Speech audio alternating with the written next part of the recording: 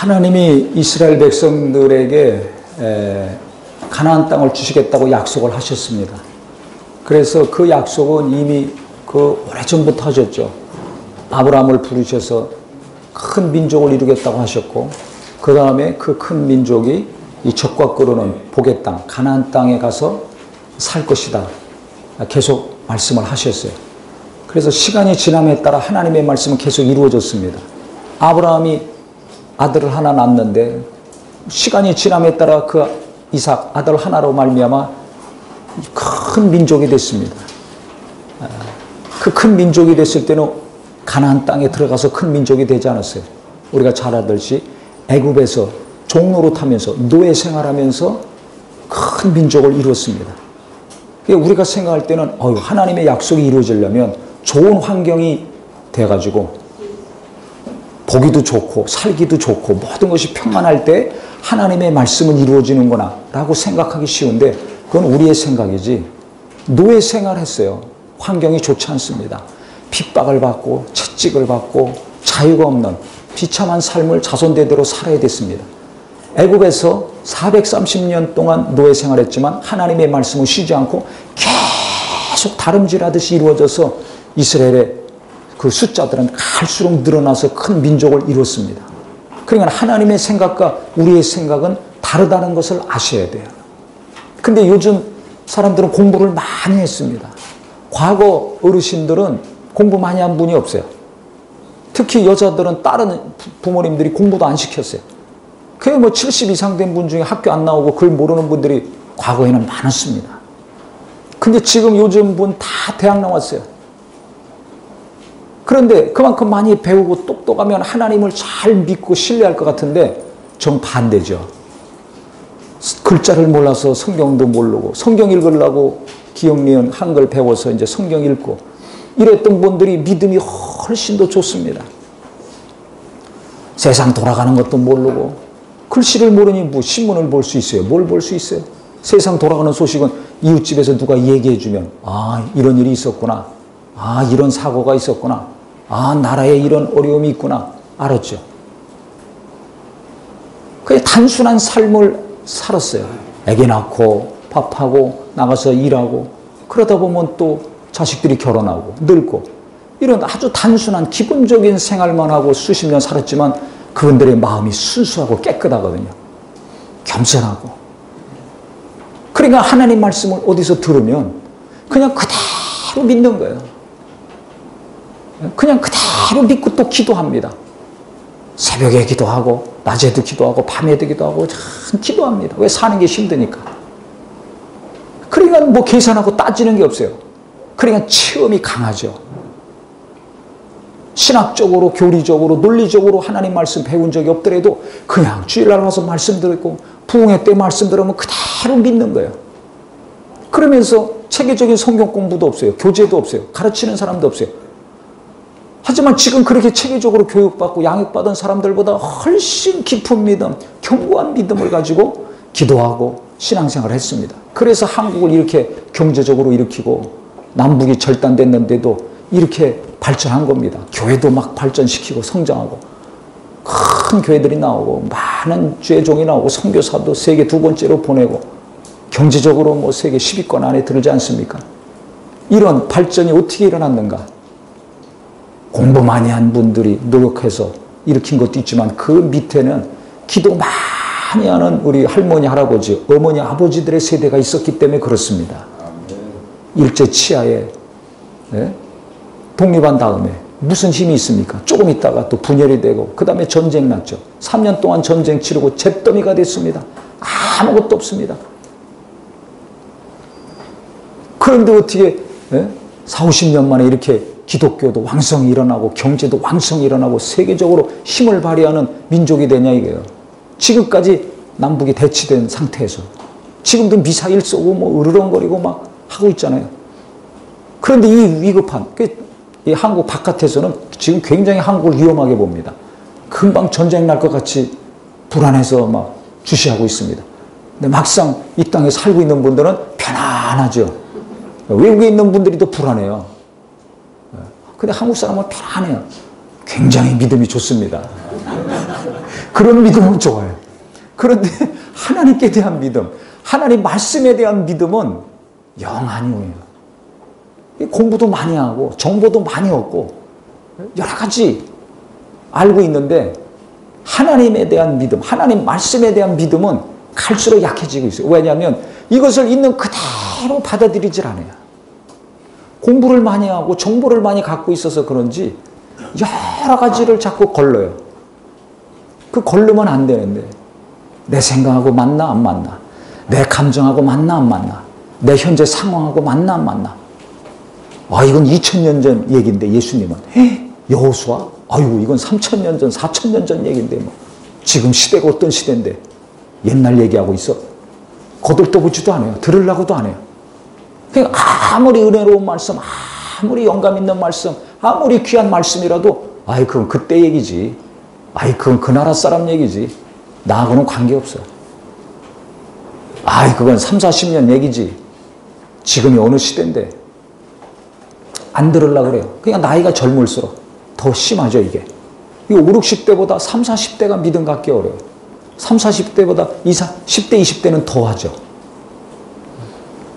왜 똑같은 말씀이고, 인간은 똑같은 영이 있는데, 왜 이 말씀이 들어와서 믿음이 안 되는가? 왜 체험이 안 되는가? 왜 그런가? 이 시대적인 여러 가지 요인도 있지만은, 궁극적으로는 마음과 생각이 그만큼 하나님 말씀을 거부하는 것들이 많이 생긴 겁니다. 그러니까 우리가 잘 키우려고, 자식 잘 키우려고 열심히 노력해서 고생 안 하고 가난하게 안 살고 잘 살려고 열심히 땀 흘리고 노력해서 경제도 일구고 교회도 키우고 이것저것 다 일어났는데 결국은 가만히 보니까 하나님 앞에서 순전한 마음, 겸손한 마음, 착한 마음 갖게 하는 것을 덜 가르친 거예요.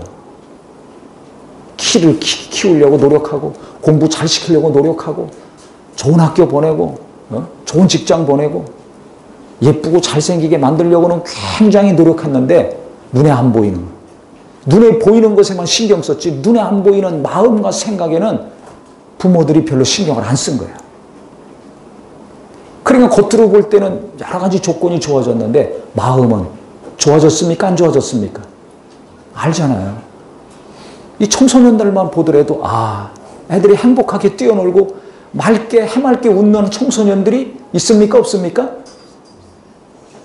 신경 안 쓰고 다니시는군요. 당장 자기 자식들, 손자, 손녀들 보세요. 아니면 중고등학교 앞에 가서 학원 앞이나 이런 학교 앞에 가서 보세요. 애들 다닐 때. 과거에는 해맑게 웃는 아이들이 많았습니다. 공부를 잘하고 못하고 막 뛰어놀고 막 여기저기서 해맑게 웃는 행복한 얼굴들이 많았습니다.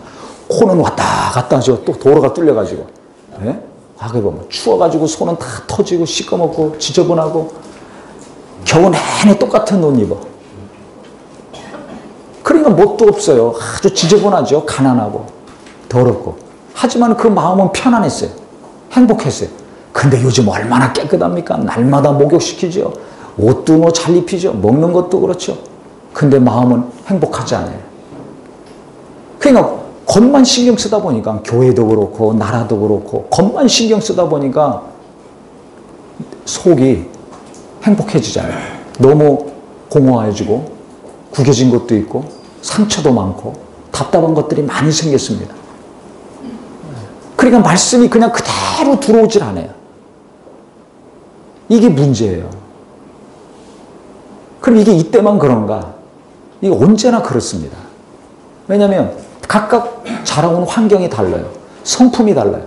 오늘 간증 주부에 나온 간증도 보셨지만 우리가 그 성격 검사했잖아요. 그거 가지고 이제 수련회 때 이번에 가서 여러 가지 그룹 모임도 하고 강의도 듣고 했는데 어떤 분 오늘 간증 쓰신 분은 말씀에 은혜 받은 것보다 이번 수련회에 큰 은혜를 많이 받으셨잖아요. 근데 그 시간이 제일 은혜로웠다는 거예요. 왜냐하면 수십 년 살면서 남편하고 갈등이 있어. 남편은 왜 저러나 왜 저러나 그렇게 기도를 많이 하는데 그렇게 기도 많이 하는데도 남편이 이해가 안 되고 남편 때문에 답답한 게 많았는데 그거 가서 딱 들어보니까 내 성격은 이렇고 저 사람 성격은 이렇고 이런 성격도 있고 저런 유형도 있고 그래서 이게 예수 믿는다고 다 똑같은 게 아니라 각각 생긴 게 다른 것처럼 생각하고 추구하고 느끼는 것이 다 각각 다르구나. 이걸 깨달았다는 거예요. 그래서 그 시간이 최고로 은혜로웠다는 겁니다. 그래서 간증 쓰라 그래서 오늘 주보에 간증이 나온 거거든요. 그러니까 이분이 만약에 그런 것을 경험하지 못했다면 죽는 날까지 기도하고, 기도 많이 하는 분이거든요. 죽는 날까지 기도하고 아무리 열심히 신앙생활 하더라도 남편하고 문제는 해결이 될까요? 안 될까요? 하나님이 어떻게 특별히 도우시면 해결이 됐겠지만 그냥 안 되는 거죠. 지금까지 수십 년 기도했는데 그래도 남편이 이해가 안 갔거든요. 왜 저러나? 왜 이럴까? 근데 그게 왜 그런지를 깨달은 거예요. 원래 네모나게 태어났구나. 나는 동그랗게 태어났구나. 다름을 인정해야 되는 걸 알고 어떻게 서로 보완하며 살아야 되는지를 배운 거죠. 그러니까 그만큼 갈등이 줄어들고 속 썩는 것이 줄어들고 남편이 이해가 되는 만큼 마음이 평안해지고 행복해지는 거죠. 이거는 교회 안에서, 학교 안에서, 직장 안에서도 똑같습니다. 왜 저 사람은 저렇게 말하지? 왜 저 사람은 저렇게 생각하지? 항상 그러고 살죠. 그렇게 생각하는 나도 문제라는 겁니다. 다름을 인정하지 않으면 내 마음이 불편해요.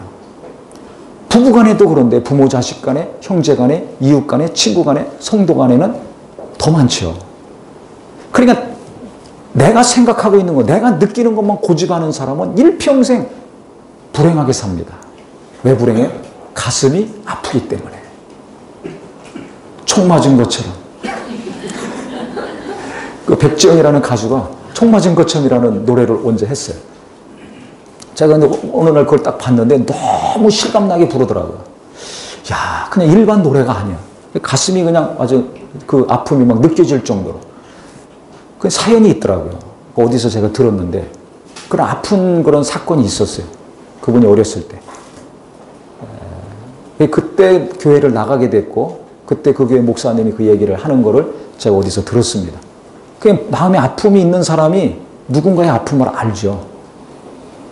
아프지 않은 사람은 모릅니다. 전에도 말씀드렸지만 어떤 선배 목사님이 이제 몸이 안 좋아서 입원을 했어요. 후배 목사님이 찾아갔습니다.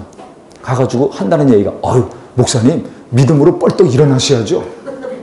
그러면 그 선배 목사님이 그 후배 목사님의 말을 듣고 위로받았을까요? 시험 들었을까요? 예? 잘 시험 들죠. 굉장히 시험 들었더라고요. 그냥 넘어갈 수도 있는데 넘어가질 못하는 거예요. 좀 성격이 예민했나 봐요. 나중에 퇴원해가지고 만났습니다. 그러더니 그게 가슴에 맺혀가지고 그러더라고요. 그때 자기가 굉장히 좀 마음이 어려웠다고. 그러더니 그 후배 목사, 너 한번 아파봐라. 응? 아파본 사람만이 알죠. 가운 입고 닌게로 꽂고 병실에 입원해본 사람만이 그 감정을 알지. 맨날 건강해서 다니는 분은 그 환자의 심령을 모릅니다. 근데 그 후배 목사님은 건강했거든요. 지금도 건강해요. 그러니까 뭐 입원해본 적이 없거든. 그러니까 내가 믿음이 없으니까 지금 누워있다고 네가 나를 무시하지. 무시당한다고 생각하는 거예요. 그 이분은 위로한다고 한마디 했는데 듣는 사람은 너는 믿음이 있어 건강하고 나는 믿음이 없어 아프냐? 그래 한번 너 아파봐라. 누구나 아플 때가 있잖아요. 그럼 자기도 한번 그 말 해주겠다 이거죠. 그러니까 생각이 다른 거예요. 위로한다고 해줬는데 상처를 받아. 그래서 그게 맺혔어. 그래서 언젠가는 자기가 들은 말을 꼭 해주려고 해요. 예?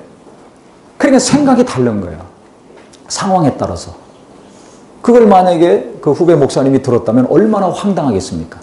이런 일들이 비일비재하잖아요. 목사님들도 그런데 예? 그 나머지는 뭐 어떻겠습니까?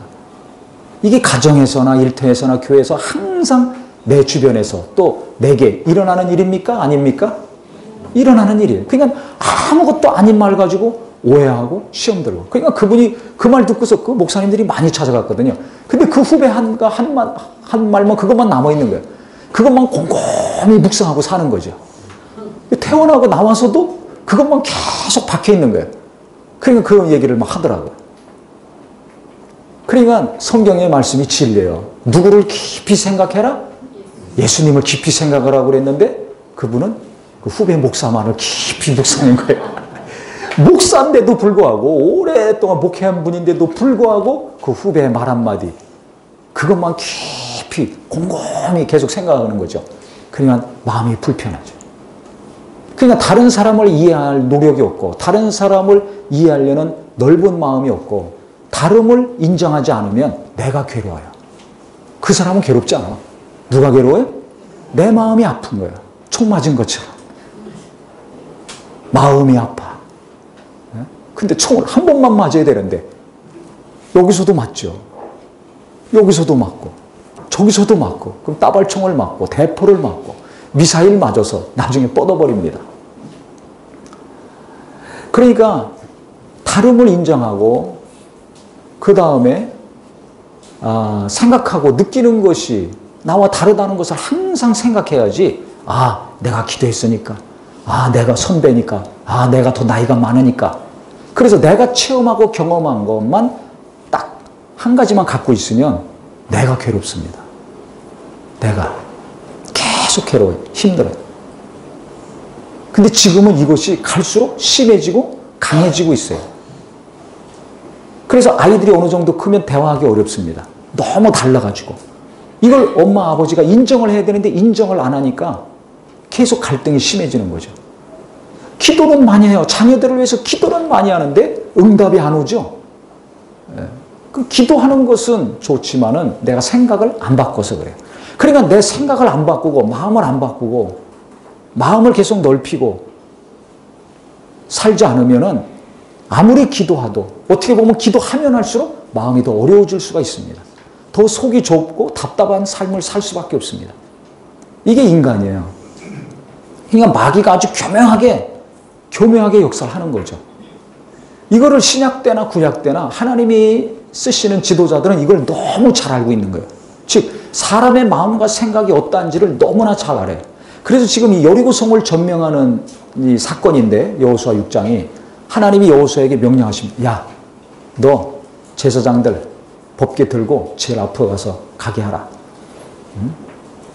그래서 하루에 한 바퀴씩 돌아라. 여리고성을. 엿새 동안 돌아라. 하루에 한 바퀴씩만. 그 다음에 나중에 7일째는 7바퀴 돌아라. 그 다음에 나팔을 불고 그 다음에 크게 소리를 외쳐라. 그러면 그 성이 무너질 것이다. 그러면 이게 상식적으로 이해가 됩니까? 안 됩니까? 절대 안 되죠. 어떻게 안 돼요? 절대 안 되지. 아니, 성을 무리터내려면 사다리 만들어서 돌격 앞으로 해가지고 특공대 조직하고 선발대 후발대 조직해가지고 작전을 짜고 뭐 해가지고 이게 기어서 올라가고 싸워서 점령해야 되는데 아니 그 밑에서 하루에 한 바퀴씩 돌으라는 거예요. 그 다음에 가만히 있다가 또 한 바퀴 돌고 엿새 동안 하라는 거예요. 그 다음에 7일째는 7바퀴 돌으라는 거예요. 이게 어떻게 되는 거예요? 그 다음에 나팔을 불고 그 다음에 모든 이스라엘 백성들 소리를 외치게 하라. 큰 소리를 질르게 하라. 그러면 성이 무너질 것이다.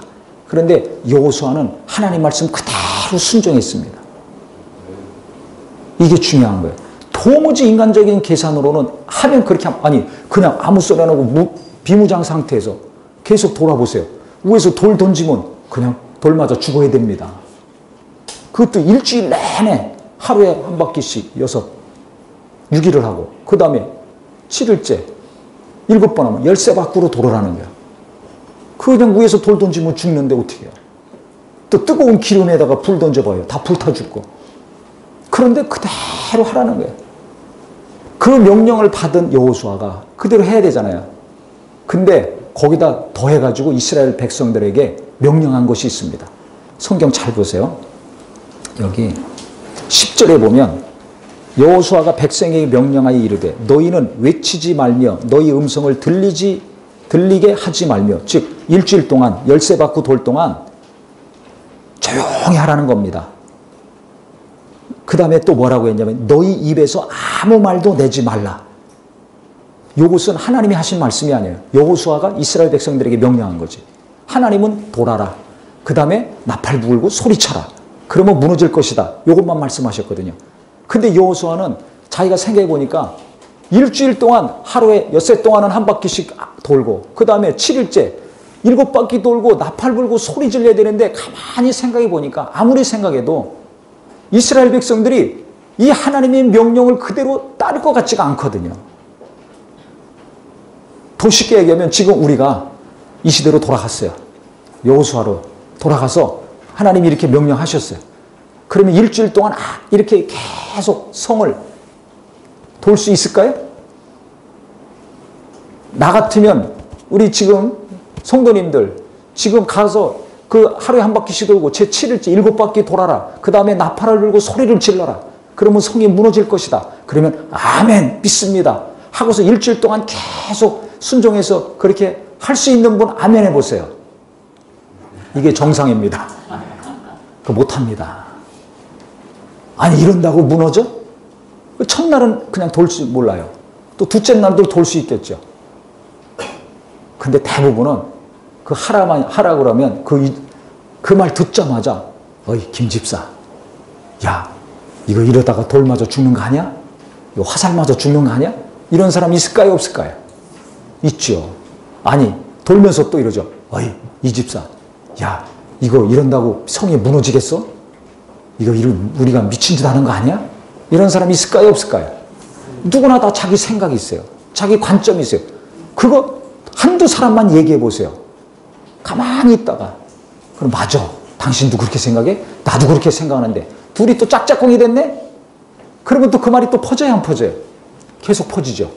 그러면 계속 성 돌 수 있습니까 없습니까? 못 돕니다. 이걸 여호수아가 아는 거예요. 아무리 애굽에서 나올 때 바다가 갈라지고 반성에서 물이 나오고 하늘에서 막 메추라기가 떨어져서 그 수백만의 이스라엘 백성이 고기를 먹고 날마다 만나가 떨어지고 불기둥 구름기둥으로 인도함 받고 얼마나 많은 이적을 경험했습니까? 얼마나 많은 능력을 경험했습니까? 또 애굽에서 나올 때는 10가지 재앙이 떨어졌었습니다. 하나님이 그렇게 놀라운 역사를 이루어 주신 거 이들은 다 눈으로 봤습니다. 바다가 갈라진 거 눈으로 보고 그 마른 땅을 자기들이 발로 걸어온 사람들입니다. 그런데 또 불구하고 그렇게 하나님의 능력과 이적을 계속 체험했는데도 불구하고 돌아라. 분명히 부정적인 말 하는 사람이 있을 것이고 한두 사람이 얘기하면 그것이 전염병처럼 퍼져갈 것이고 그러면 돌지 않을 것이다. 수많은 사람들이 이탈하거나 아니면 끝까지 13바퀴 일주일 동안 못 돌 것이다. 이 판단이 쓰는 겁니다. 그러니까 여호수아가 아무 소리 하지 말아라. 3번이나 강조합니다.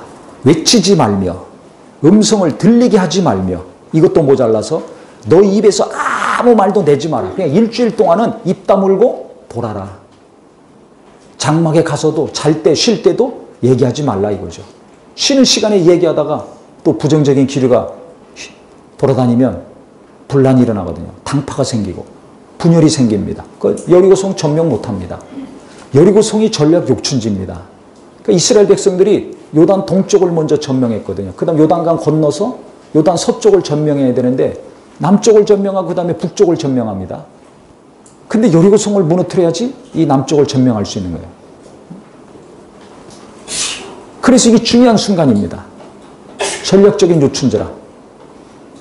그렇기 때문에 여호수아가 아무 말도 하지 말아라. 그 이스라엘 백성들이 다 순종했어요. 그래서 일주일 동안 13바퀴 돌고 나팔을 불고 소리를 지르니까 여리고성이 그대로 다 무너졌죠. 할렐루야. 그러니까 성을 무너뜨린 것은 무엇으로 성을 무너뜨릴 수 있었습니까? 순종했기 때문에. 누구만 순종해요?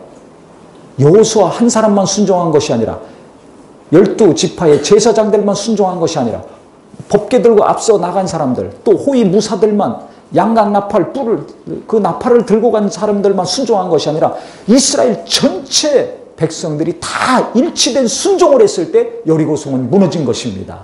깨닫기를 예수 이름으로 축원합니다. 내 가정에 하나님의 뜻이 이루어지길 원합니까? 부부간에 부모 자식 간에 일치된 순종이 있을 때 하나님의 영광을 보는 기쁨이 임할 것입니다. 교회에 하나님의 큰 은혜가 계속 쏟아지고 하나님의 영광을 보길 원합니까? 목사만 순종해 갖고 되지 않습니다. 몇몇 봉사자와 직분자들만 순종해서 되지 않습니다. 모든 성도들이 어린아이부터 시작해서 처음 오신 새신자부터 시작해서 모든 성도들이 이와 같이 한마음 한뜻으로 오직 하나님의 말씀을 이루기 위해서 일치된 순종을 했을 때 하나님은 그 교회에게 그 단체에 그 기관에 놀라운 일을 이루어 주십니다. 이것이 우리의 믿음이요 소망이 되기를 예수 이름으로 축원합니다. 그런데 생각이 다르잖아요. 보는 관점이 달라요. 느끼는 게 달라요. 또 쉽게 아까도 예를 든 것처럼 쉽게 오해합니다. 이런 것들이 부지기수로 일어나기 때문에 이걸 너무 잘 알기 때문에 아무리 하나님의 능력을 많이 체험하고 아무리 하나님의 이적을 많이 체험했다 할지라도 입 다물어라. 그러니까 가장 중요한 순간 하나님의 뜻을 이루고 하나님의 영광을 보고 기도 응답을 받고 하나님의 역사를 정말 체험하기를 원한다면 침묵이 중요합니다.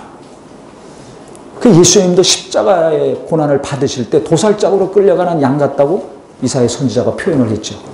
말을 안 하셨어요.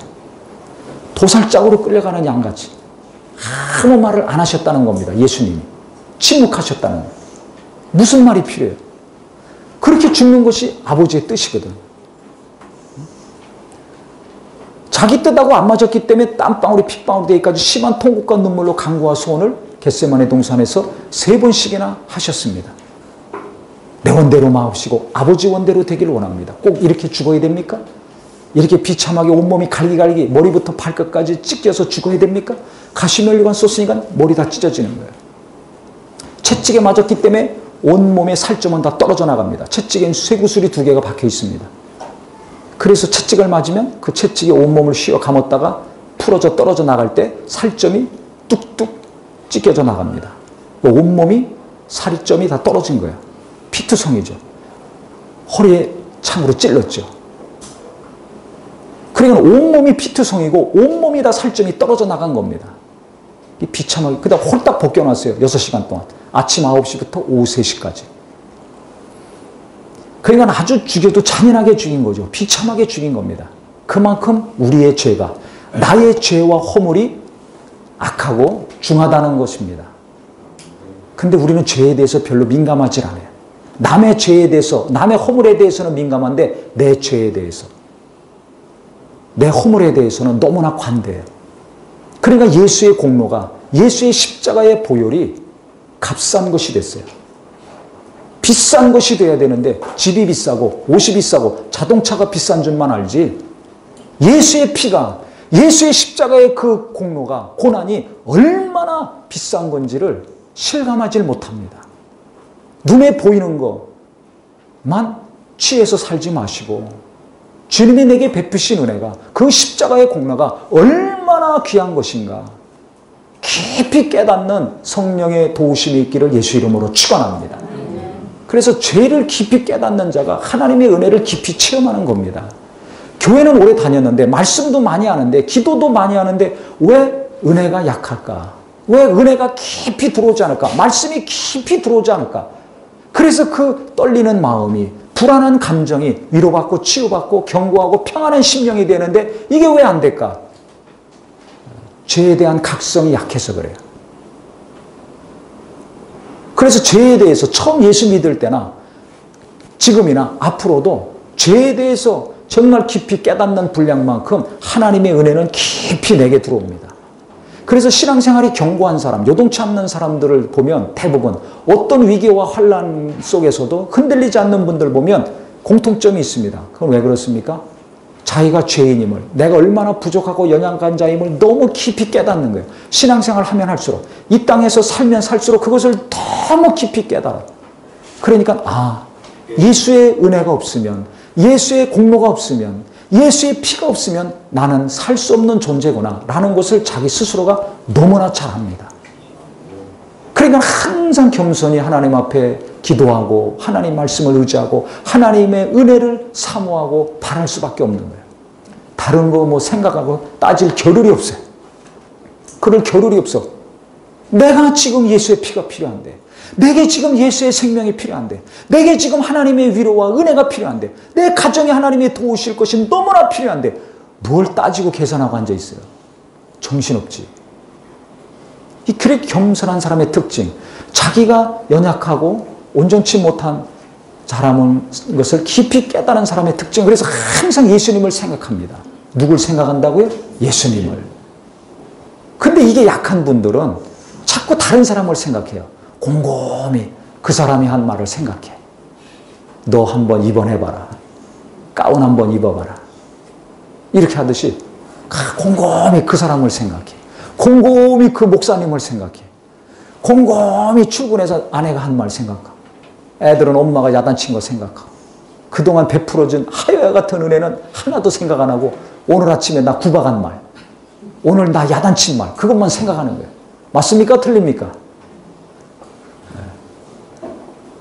그런데 자기 자신의 연약함을 아는 사람은 남들이 말한 게 생각이 안 나. 오늘 내게 필요한 것은 하나님의 은혜고, 오늘 내가 필요한 것은 내 죄를 용서하실 예수님의 피고, 오늘 내게 또 필요한 것은 하나님의 위로다. 그러니까 자꾸 예수님 생각합니다. 자꾸 예수님의 말씀 생각합니다. 곰곰이 그 사람과 그 말을 생각하는 것이 아니라 계속 예수님 생각하고 예수님 말씀이 생각나요. 그러니까 그 말씀이 내게 자꾸 깊이 들어오는 거예요. 그 예수와 내가 하나가 돼가는 겁니다. 할렐루야, 할렐루야. 그러니까 어려움을 통해서, 고난을 통해서 자꾸 예수를 닮아가고 예수와 일치가 되는 사람이 있고 예수님과 멀어져 가는 사람이 있습니다. 그건 왜 그렇습니까? 나의 허물과 연약함을 깨닫고 아는 사람은 예수님을 자꾸 닮아갑니다. 근데 자기 허물은 모르고 남의 허물만 자꾸 생각나면 예수님과 멀어져 갑니다. 그리고 내 마음은 황폐해져가요. 상처가 깊어져가, 불안이 깊어져, 근심이 깊어져요. 그게 불쌍한 영혼이 됩니다. 그분들에게 정말 하나님의 은혜가 임하고 말씀이 계속 임하고 주님이 계속 생각날 수 있도록 위해서 기도 많이 해주기를 예수 이름으로 축원합니다. 그러니까 예수님도 내 원대로 마옵시고 아버지 원대로 되기 원합니다. 계속 그 기도만 하셨어요. 왜? 누가 뭐라고 어쩌고 저쩌고, 그건 누가 나를 머리에 가시면류관 쓰이고 창으로 찔리고 뭐 못을 받고, 그건 중요한 게 아니야. 그게 중요한 게 아니에요. 근데 우리는 맨날 그게 중요해. 남들이 나를 어떻게 보고 어떻게 말했는가, 그게 너무 중요해. 그게 중요한 게 아니에요. 중요한 것은 하나님이 나를 어떻게 보시는가, 하나님이 나를 어떻게 생각하시는가, 이게 더 중요한 거거든요. 그러니까 꼭 이렇게 죽어야 됩니까? 비참하게? 그렇게 죽으라는 것이 아버지의 뜻이에요. 이렇게 죽으면 내가 하나님의 아들인 게 뭐가 증명됩니까? 이렇게 비참하게 죽었는데 어떻게 나를 구주로 인정하겠습니까? 하나님이 능력이 없어 자기 아들 버렸다고 생각 안 하겠습니까? 그럼 하나님의 영광은 어떻게 됩니까? 아들도 망신, 아버지도 망신. 이게 무슨 하나님의 뜻이 이루어지는 겁니까? 이건 아니지 않습니까? 다시 생각해 보십시오. 이게 예수님의 마음과 생각이었어요. 그러니까 그때 계속 가장 간절히 기도하셨습니다. 내 뜻과 아버지의 뜻이 안 맞았을 때. 근데 그렇게 죽어야 된다는 거예요. 그 순종하셨죠. 도살장으로 끌려가는 양같이 순종하셨어요. 로마 병사에게 잡히신 그 순간부터 계속 침묵하시고 순종하셨습니다. 그러니까 하나님의 뜻이 이루어질 때는 내 생각과 내 뜻과 맞을 때도 있지만 안 맞을 때가 더 많거든요. 우리는 이 3차원적인 세계, 물질계에 살고 있고 이 세상에 살면서 경험하고 체험한 것이 많기 때문에 4차원 세계에 있는 하나님, 영의 세계에 있는 하나님의 뜻을 다 알 수가 없어요. 알 때도 있지만. 그렇기 때문에 하나님의 뜻이 임했을 때, 하나님의 말씀이 임했을 때 그대로 순종하기가 우리는 너무나 어렵습니다. 예수님도 하나님의 아들이신데 그것이 너무나 어렵기 때문에 땀방울이 핏방울이 되기까지 심한 통곡과 눈물로 간구와 손을 올리셨잖아요. 그것도 3번씩이나. 그러면 우리는 말할 것도 없는 거죠. 이렇게 많은 이적과 능력을 체험한 이스라엘 백성들도 일주일 동안 13바퀴 돌고 소리 지르는 거 어려운 걸 여호수아가 아는 거예요. 그러니까 입 다물어라. 아무 말도 하지 말아라. 명령을 한 겁니다. 그러니까 우리가 하나님의 뜻대로 사는 거 정말 어렵습니다. 근데 이게 우리 교회의 사명이에요. 예수 믿는 사람이 아버지 뜻대로 살아야 되지 않습니까? 사업도 자식 교육도 신앙생활도 하나님 뜻대로 해야 되지 않습니까?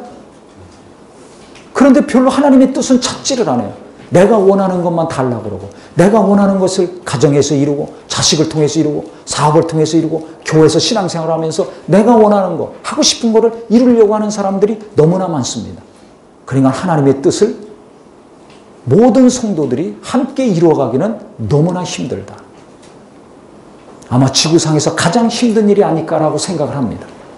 한 사람이 하나님 뜻대로 순종하고 사는 것도 힘든데 마음이 다르고 생각이 다르고 관점이 다르고 체험이 다르고 경험이 다른 사람들이 모여서 그 하나님 뜻에, 그 하나님 말씀에 일치된 순종을 하는 거, 이거 지구상에서 가장 힘든 일입니다. 그렇기 때문에 우리가 말할 때 굉장히 신경을 써야 됩니다. 일주일 동안 이것을 무너뜨려야 되니까 여호수아는 그래서 다 입 다물어라. 아무 말도 하지 말아라. 무슨 생각을 하든 무슨 계획이 있든 무슨 꿍꿍이가 있든지 그거 입으로 내지 말고 너 혼자 생각해. 일주일 동안만큼은. 만약에 소리 질러서 안 무너지면 그때 우리 말하자. 불평을 하든지 뭐라든지. 일주일 동안만큼은 꼼짝하지 말아라. 네 생각 말하지 말아라. 네 마음에 품은 거 말하지 말아라. 일주일 동안은 참으라는 겁니다. 그랬을 때 이스라엘 백성들이 일치된 순종을 할 수 있었고 여리고성을 무너뜨리고 그걸 통해서 이스라엘 백성들은 믿음이 점프할 수 있었던 거예요. 아, 하나님 말씀은 무조건 순종해야 되겠구나. 하나님의 명령은 가장 순종해야 되겠구나. 순종하면 어떻게 된다? 이루어진다라는 것을 깨닫는 겁니다. 할렐루야. 할렐루야. 예수님도 마찬가지예요. 순종을 통해서, 아니 고난을 통해서 순종을 배웠다고 히브리서 기자는 말하고 있어요. 아버지 품속에 있을 때는 순종할 필요가 없어요. 하나님과 동등하신 분이지만 이 땅에 오셔서는 아들로 오셨기 때문에 아버지 뜻에 순종하셔야 됩니다. 근데 순종을 해본 적이 있어야죠. 고난을 통해서 순종을 배우셨다고 했습니다. 순종은 배우는 겁니다. 기도했다고 말씀 들었다고 이루어지는 것이 아닙니다. 근데 뭘 통해서 순종을 배우겠습니까? 고난을 통해서. 이스라엘 백성도 마찬가지예요. 이 가나안 땅에 들어갔던 사람들은 처음에 애굽에서 나온 사람들이 아닙니다. 애굽에서 나온 사람들은 다 죽었어요. 불평하고 원망하다가 야 물도 없잖아. 고기도 못 먹잖아. 야 언제까지 광야길을 걸어야 돼? 맨날 이렇게 불평하고 원망하다가 그 광야에서 다 죽었어요. 그 후손들이 여호수아와 함께 지금 가나안 땅에 들어가서 정착하고 사는 겁니다. 그러니까 이 후손들은 자기 아버지들이 자기 어머니 아버지 세대가 왜 저주받아 죽었는지를 너무나 잘 알거든요. 그 애굽에서의 그 엄청난 이적과 능력을 다 맛봤는데도 불구하고 하나님 믿지 않고 불순종하고 원망하고 불평하다가 다 죽은 것을 뻔히 압니다. 그러니까 그 다음부터 가나안 땅에 들어가려면 우리가 무기도 없고 군사도 없지만 오직 하나님께 순종해야 된다. 그러면 그 땅을 우린 주신다. 이것만 있는 거예요. 그러니까는 그걸 잘하려고 일치된 순종을 잘하려고 이렇게 노력하는 겁니다. 그러니까 그대로 이루어지잖아요. 그게 결국 땅을 차지했어요. 전투력이 좋아서 무기가 좋아서 군사력이 좋아가지고 아니에요. 뭘 통해서 땅을 차지했습니까? 순종을 통해서. 최고 지도자인 여호수아와 전체 이스라엘 백성들이 일치된 순종을 통해서 그들은 복된 땅을 차지할 수 있었습니다. 그래서 돈이 많아야지, 지식이 많아야지, 학력이 좋아야지, 외모가 출중해야지가 아니라 뭐가 좋아야지? 믿음이 좋아야지. 어려움을 통해서 깨닫고 돌이키는 순종을 통해서 일치된 순종을 통해서 내게, 내 가정에, 내 일터에, 우리 교회에 하나님께서 이와 같이 놀라운 것을 베풀어 주시는 복된 자가 되기를 예수 이름으로 축원합니다. 예수 이름으로 축원합니다. 그래서 정말 우리 모두가 하나님 앞에서 내가 고난을 통해서 온전한 순종을 배워야 되겠구나. 온전한 순종을 했을 때 하나님은 놀라운 것을 베풀어 주시는구나. 이 비밀을 깨달으셔서 남은 이 땅의 육체의 삶, 정말 순종을 통해 예수님께 더 가까이 가고 예수를 닮아감으로 우리 하나님이 때가 참에 많은 약속하신 것들 또 우리가 간구한 것들을 응답으로 주시는 복이 있으시기를 예수 이름으로 축원합니다. 기도하겠습니다.